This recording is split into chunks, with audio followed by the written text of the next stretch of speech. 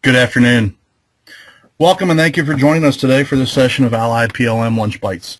My name is Matt Johnson. I'm an application engineer here at Allied PLM Solutions. Allied PLM hosts LunchBytes once a month to explore capabilities, features, and functionality within the different Siemens PLM software products that we service. To maximize the value of your time during these half-hour sessions, we're going to focus on specific topics or workflows, and we welcome your suggestions for topics of future sessions. Today we'll be reviewing the select tools within Solid Edge to see how limiting our select sets can aid with and speed in our design process. Select tools are often overlooked, forgotten about, or have never really been explored in depth by some users to understand the real good benefits. Today we hope to remind you of the different select options and help you work more efficiently in Solid Edge. To avoid audio feedback and other possible distractions of hosting a teleconference, we've placed everybody in a listen-only mode today, but we really want to hear your feedback. So if you have questions, comments, or any other type of feedback from today's sessions, we really hope you'll shoot us an email, and we'll be happy to email you back or give you a phone call just as quickly as possible. So with that, let's jump right into today's agenda. I'm not going to spend a lot of time on it because we're going to do all of this in demo. But what I want to make note of is that the select tools in Solid Edge come in two different flavors, kind of automatic or manual. And automatic or default is just the simple select arrow that we always default to. Its behavior is default by nature, which means it has no user input. But there's also some selection input that we can do in this quote-unquote default or automatic mode that ask us to do additional input. Secondly, there are manual overrides or filters to our select set, where we could tell the select tool to ignore certain types of geometry or certain type of component features based on the environment we're in. And that's what we'll also talk about, is that the select tools are very different, but equally as powerful based on the environment we're in. So when we're in drafting, we have certain needs of element types that we need to select, and in part and in assembly. So the needs are different, and the select tools change just a little bit, but stay in the same area for us throughout the different environments. A couple different screenshots here, and then we'll just jump right into a demo. When we talk about the select tool, in a general sense, we're looking at the top left-hand image here, and we're on the Home tab and in the select group, and we're talking about just the arrow. That's our select tool. It's what we select things with. There's also a number of icons in that same tab that we'd like to discuss that are very powerful in their use, but I've found in my own history in the career industry that they're underused, forgotten about, or quite honestly, some people were just never pointed out that they existed. And you'll find that once you're aware of them, you'll tend to lean on them a little bit more in specific cases. Notice on the bottom right-hand side of the left-hand screen, there's a black bar there. Select options for drafting environment. It's got specific features that only occur in the draft environment. I've got a small icon in the upper right-hand corner of their select arrow, couple dots, and a mouse. That's our quick pick. Many of you, if not all of you, should be aware of that by now. I'd like to discuss that in a little more detail as we're going through the demo today, show you some settings you can change on that, and I feel makes it a much more intuitive tool. Some assembly select components in the upper right-hand corner that will greatly aid in assembly design. And if you haven't used these, I would really encourage you when you're working in assemblies to take a look at these. And then the bottom right-hand corner is kind of this automatic, no user input thing that sometimes Solid Edge understands that what you've selected has more than one potential solution, and it's going to tell us, what do we want to do? Do we only want to work with what we've selected, or do we want to work with everything that can possibly be similar to the selection? So with that, let's just jump right on over into Solid Edge. And we'll start in the drafting environment. I've put a drawing view in here. This isometric view is associative to an assembly. This is a small weldment that's associative as well. These are 2D elements I drew, and some blocks, a text box, again, an element that I drew, some annotations, and so forth, so we can work with this.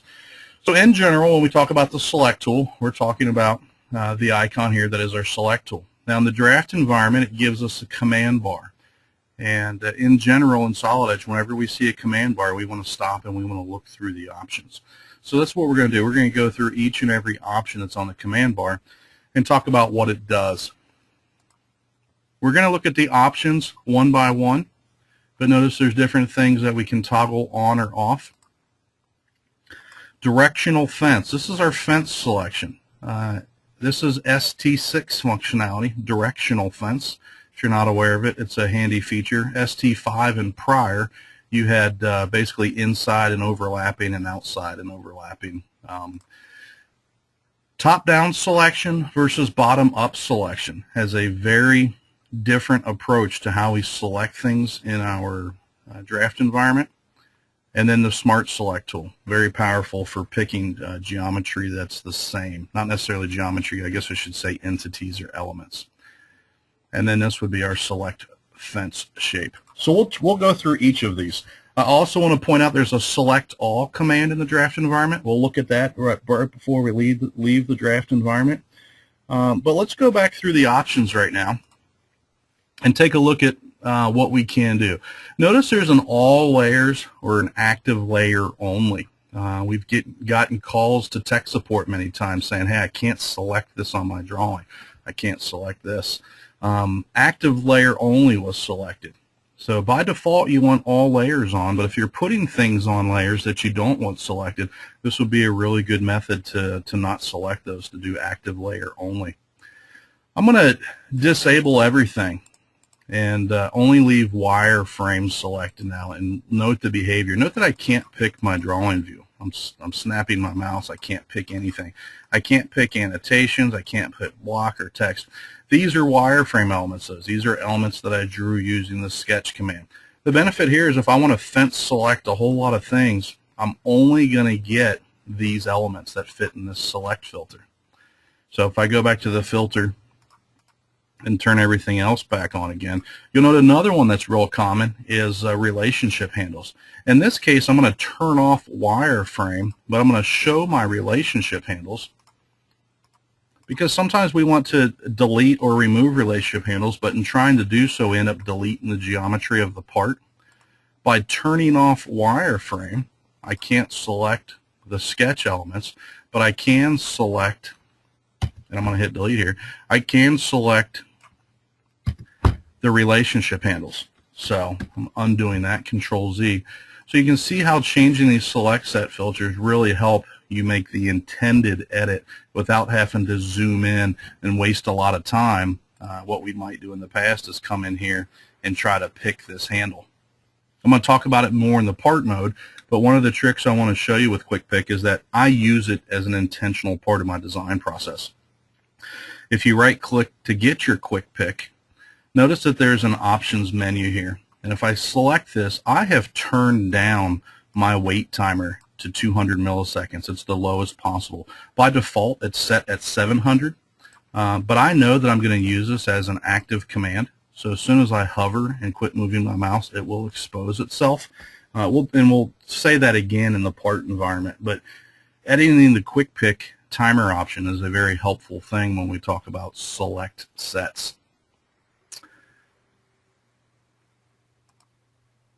Dimensions and annotations. If we don't want to select dimensions and annotations, we can turn that off. Now you'll note that even though I fence select this, I cannot pick, no matter what I do, I can't pick dimensions or annotations. I can pick a text box because a text box is different than an annotation. Annotation is a call out. So depending on what you're trying to select or not select, these are helpful for you. Blocks or a specific entity would be very helpful if you're doing schematics, either hydraulic, electrical, or otherwise. Once you have your blocks in place, you may not want somebody to edit those or move those. We can turn off the selection of blocks. Notice now I can't pick these elements. Those are blocks. But by turning blocks back on, they work again. And lastly is drawing views. Now there's text box, but that's understandable. But drawing views, now I can't accidentally select or move my drawing view. There's another tool that does the same thing for us. I'm going to make sure everything's in my select set. Very key for you all to remember. If you change these settings, set everything back on in all layers, or you're going to start to work and notice you can't pick things you thought you should be able to. By default, most of us have always worked in this top-down approach. This tells Solid Edge to find grouped elements first. So if I were to hover over a drawing view or something, it's a set of grouped elements and it finds it. This is a group by nature. If I were to go to my groups, notice I actually have a group here. This hexagon is a group of elements. I'm able to select it. If I were to change bottom up, it finds single elements. Notice this time I'm finding the elements of the group and not the group itself. Finds the group, finds the elements. Big difference there. Notice also in the bottom up mode, I cannot pick drawing views. A drawing view is kind of an inherent group in Solid Edge Draft, so I can't pick that, nor can I pick blocks. I can pick the block elements and edit it, but I can't pick the block itself. So this top-down or bottom-up selection set is very helpful if you're working with grouped elements, but again, by default, you're going to want to make sure that's set to top-down. We'll come back to Smart Select, but wanted to remind you all that we can create polygon fences. A lot of times we forget about that. So, we're always drawing a directional fence, but if you need to create a polygon fence to get around certain geometry, you can change that. And every place you click creates an anchor point, and now you can see that I'm able to select everything in any type of polygon. And let's look at the directional fence that's new in ST6. Left to right gives me an inside only, and right to left gives me an inside and overlapping. So note these two horizontal lines were only overlapping. So left to right is inside only, right to left is inside and overlapping. So really nice feature there. Smart Select. If you do a lot of 2D elements, this is very helpful. I say Smart Select and I come pick on something. My prompt bar says pick on something. So I'm going to pick this line. And I get the option to filter this based on either its color, its layer, its element, its line type. So if I were to say only based on its element and say OK, notice it highlights everything that's a line element, including these dashed lines, because it's a line by element type.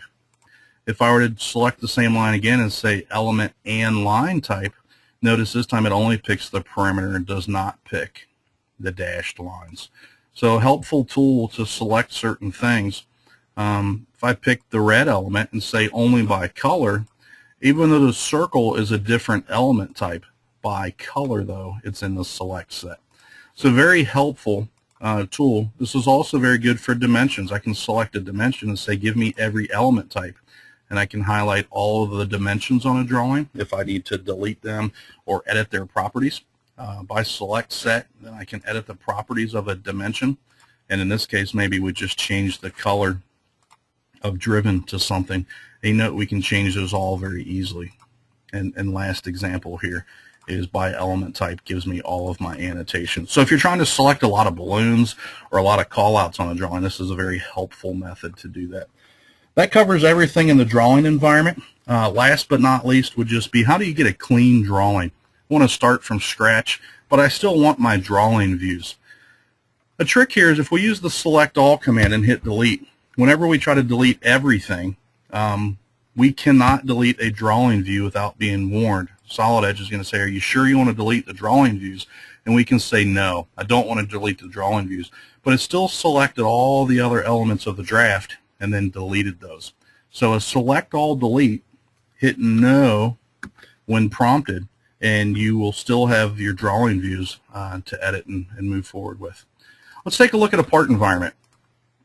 I'm not going to edit in place because that's very different than opening a part, but here we are in a part environment. And in the part environment we have the same select tool, but it's got some enhanced functionality. It's got a drop down. Most of us are familiar with synchronous at this point, so you know we have this add remove mode, and we also have selection manager. Selection manager is a very powerful tool to select geometry, so much so that we're not going to go into it in detail today. because we've covered it in some of our synchronous videos. But just to show you that it exists, you can select it from the select menu. You can pick on an element and you get all type of selection methods. In this case, I'm going to recognize that there's a cutout through the center of this part, and it can find that there's a normal profile that creates a cutout through here. Take a look at some of our other synchronous videos if you want to know more about Selection Manager, and also know that Shift Spacebar pulls up the Selection Manager very quickly for you. So Shift Spacebar pulls that up. We also have the overlapping method. So if I were to fence select, I only get the items that are in my select set. But if we say overlapping and do the same selection, notice I get every face that is within the overlapping bounds of the select set. More importantly, though, is the filter here. What are we able to select? Do we want to select sketch geometry and dimensions, annotations, so on and so forth? In this case, let's say we want to only select these dimensions. I'm going to turn off everything in my select set except for dimensions. And now if I were to highlight quickly this sketch, I'm only going to be able to select these dimensions. So I'm not accidentally picking relationships and might cause errors to those. Or inversely, if I only want to pick relationships because I want to delete them, now I've got my select set to only pick relationships. And if I wanted to, I could delete those quickly from my model and move on. Active model can be important. You're not going to see that until we're in the assembly environment, but notice some of these are grayed out, active document only and assembly components. So if we're in place activated, then active document only becomes very important, because when you can see background components, you may only want to select the component that you're actually editing on. I want to show you some other functionality with the select tool. This has more to do with synchronous editing, but is one of those cases where Solid Edge automatically prompts you with the select tool, and you can either choose to ignore it or have some user override. So by default, we're selecting all the features, all the faces of a given feature, or we can select only the given face. If we look at how these rounds were created, notice that the two inside rounds are two separate features. The outside rounds is one continuous feature. So if I were to select this round, notice that all the faces of the feature is everything. But if I were to say only the faces, then it picks this face, and because it's tangent continuous, it picks this chain. On this inside round, it was created with two separate round features. So all the faces of the feature only include this chain. So if I were to say single, it's still just this one round, but because it's tangent continuous, I get the same selection set. One of the very powerful tools, though, is to use the Selection Manager mode. And it says go interrogate the model and find any round or any feature that's exactly the same as what I'm editing. And since this is a 0.2 radius, this is a 0.2 radius, and the perimeter is a 0.2 radius, it finds all of those in a single selection. So I don't need to know which round is which. If I know they're equal and I make an edit, I can tell Selection Manager to pick all the radii in my model that are the same. So kind of an automatic functionality that Solid Edge gives us, but it does take some user input to direct it into what you would like for your select set. I'm going to review my notes real quick, make sure I got everything. And I wanted to show you the quick pick timer again. In this case, it's pretty important because if I wanted to pick the inside face instead of rotating my model, I use quick pick all the time intentionally. I want to be able to pick that very quickly. So again, wait for quick pick and right mouse button, and then come down to the options and change your timer down to 200. That'll really help you out. Radial menu is something that is very helpful to consider for Select Tool as well. If you hold down your right mouse button, by default the arrow, the select arrow, is top left. It's a mouse gesture if you set your steering wheel up appropriately. So note that I can always just click my mouse. I don't have to wait for the steering wheel. And even if I'm in another command, I can always return back to my select tool by just mouse button and dragging it up and to the left. It's a very normal motion if you're a right-handed mouse user. So the radial menu is a great option to get back to the select tool. Now lastly, let's go ahead and take a look at assembly mode because there's some very powerful tools in there. And while we're in assembly, be aware that some of what we'll see in the assembly is applicable to the part environment as well. Particularly, one thing I want to show you that is applicable in the part environment is the Alt command to limit selection. Sometimes we get selection by default, but maybe we want to limit our selection. So we know that we get IntelliSense when we're drawing. And in assembly, I'm not able to pick certain things.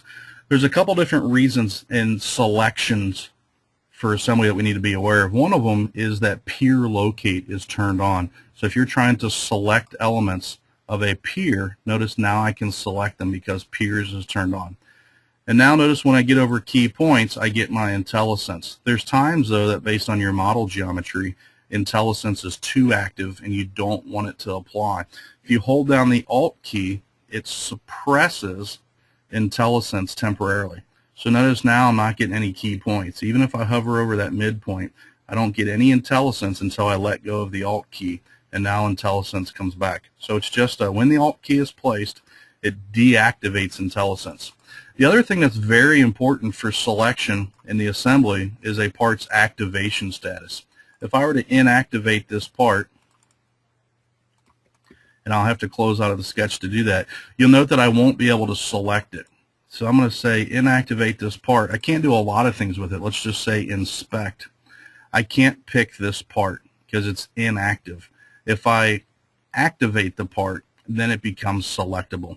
So activation is something you can use to help yourself. If you're not using parts, if parts are hidden, let's let the system deactivate those for you. So under Solid Edge Options, under the assembly mode, there's an option that says inactivate hidden parts and parts that I haven't used every so many minutes. So maybe set this to half an hour or 40 minutes. And if you haven't touched a component, or if it's hidden, it's going to inactivate itself. That'll limit your selection so you don't accidentally pick these things. In the assembly mode, the most prevalent selection tool is face priority versus part priority. Another synchronous tool we've talked very much about, but for those that aren't aware, part priority picks parts, and face priority selects synchronous faces of synchronous parts that allow us to make part level edits at the assembly. One thing I'd like to point out is that when you're in part priority, note that if I wait for quick pick, I'm only seeing parts right now. Many of you probably see faces. I've got a filter selection set that says in part priority, ignore faces. If I turn that off, which I believe is the default, and I go back to part priority and wait for quick pick, notice I can actually get the faces of the part through quick pick. So if you use quick pick intentionally as a design tool, this might be helpful. But if you're not expecting to do face level edits when you're in part priority, then you may want to turn this option on that says ignore faces when in part priority. Now my quick pick only shows me the two parts that I may want to pick. So again, I think you can see here how limiting the selection actually aids and speeds your design, because you don't have to scroll through so many options. You only have to look at the parts, which is your intent in this mode. Let's look at the filter here. There's some other things I talked about, active document only. If we were to in-place activate into this part now, same part we were in earlier, notice that I will only be able to select this component. It's very important. If we were to change this to not be active document only, then we could pick any and every component. So limit the selection to the intent you're at during the design process and get used to these filter selections. Some of my most used tools in the assembly environment, though, were this select set filter, which is inactive until you have something, at least one item in your select set. The first one I'm going to start with is just this little U-shaped bracket here. And what I need to do is I need to interrogate how this part is assembled, how it's mated. One that I use most common and is the default, it says select the parts that this component is constrained to. So as I select it, this part knew it was constrained to the center tube, and it's also constrained to this bolt. Now that those are in my select set, I can run the command again. Each of those components will find out what they're constrained to. And what I would use this for is to do a show only.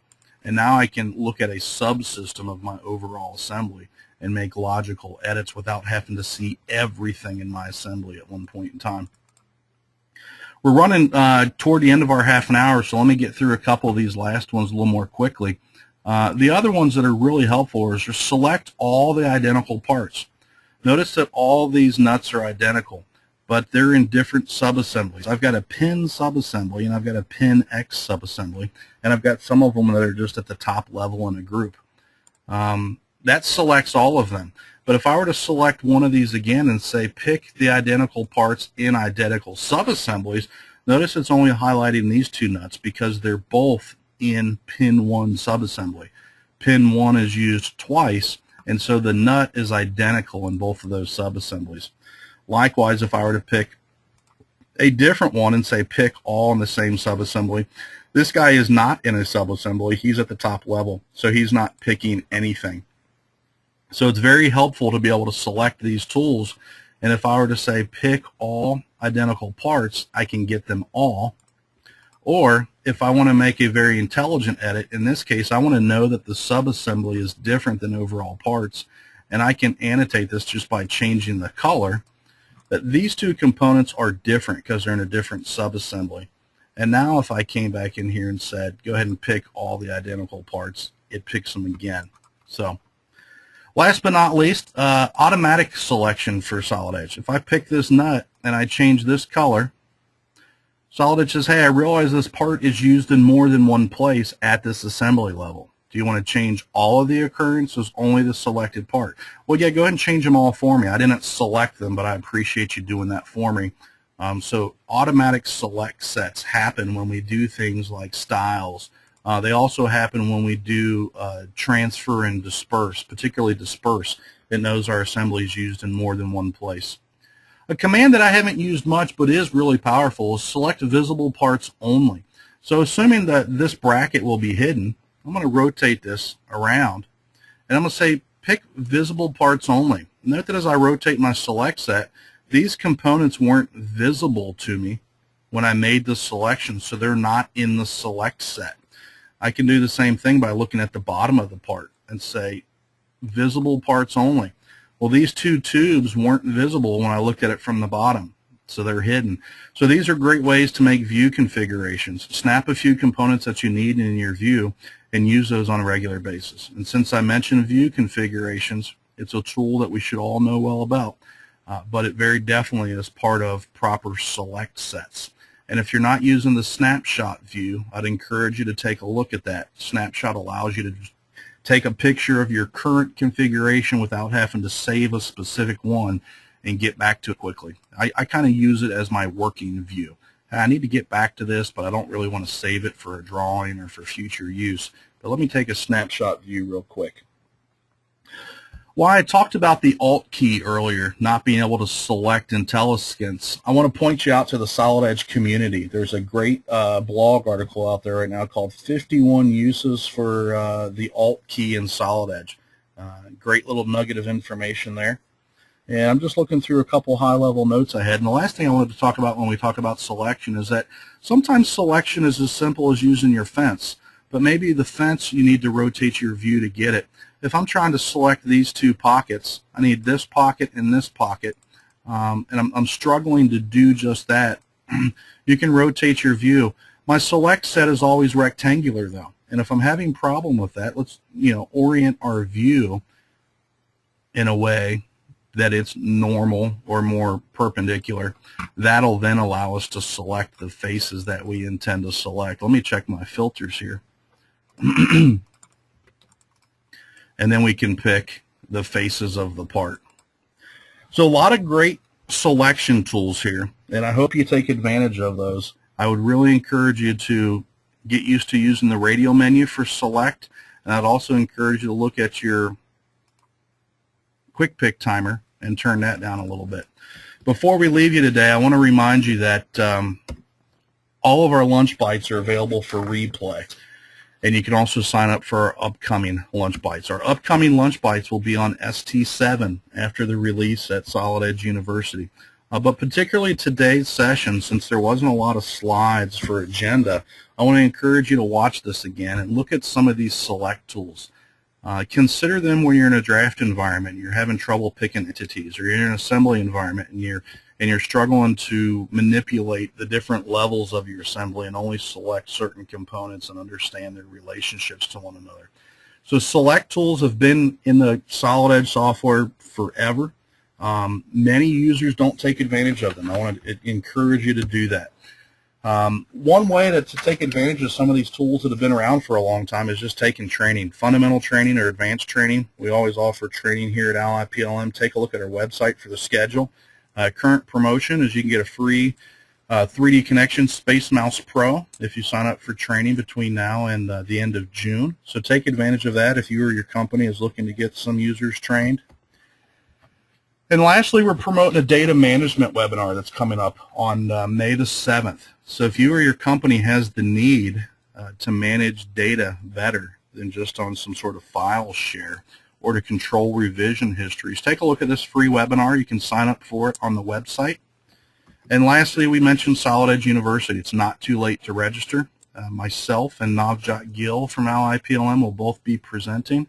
Navjot's presenting on standard parts, how to create custom parts, and I'll be presenting on a high-level assembly motion topic, how to create motion, how to check for interferences, create keep-out zones, and those sorts of things. So we'd love to see you at Solid Edge University. As a customer, we have a small gift for you if we see you there. And lastly, just want to say thank you and leave you with my contact information. If there's any follow-up questions or comments from today's Lunch Bites, please email me or feel free to call me. And in the next day or two, you'll find the replay available on the website. And I encourage you to watch it again, make some notes, and start to use some of these select set tools. Appreciate your time. Have a great afternoon.